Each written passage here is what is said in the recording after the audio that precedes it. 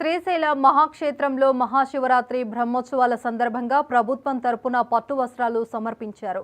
రాష్ట్ర దేవాదాయ శాఖ మంత్రి ఆనం రామనారాయణ రెడ్డి, శ్రీశైలం శాసనసభ్యులు బుడ్డ రాజశేఖర రెడ్డితో కలిసి శ్రీ బ్రహ్మరాంబ మల్లికార్జున స్వామి వారికి పట్టు వస్త్రాలు సమర్పించారు.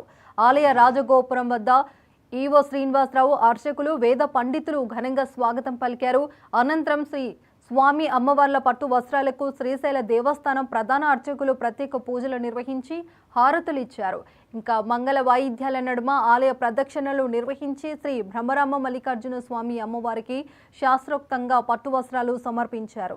మంత్రి ఎమ్మెల్యేలకు శేష వస్త్రాలతో సత్కరించి శ్రీ స్వామి అమ్మవార్ల జ్ఞాపికను అందించారు అర్చక స్వాములు.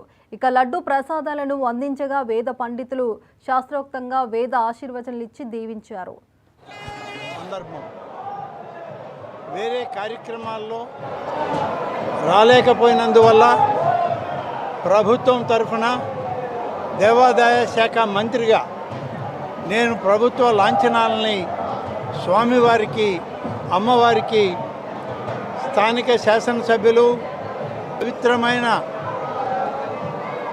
ఈ రోజున ప్రభుత్వ లాంఛనాలు శ్రీశైలేశ్వరునికి, మల్లికార్జున స్వామికి, బ్రహ్మరాంబిక అమ్మవారికి పట్టు వస్త్రాలను సమర్పించేటువంటి అవకాశం ఆ మహాశివుడు నాకు ప్రసాదించారు.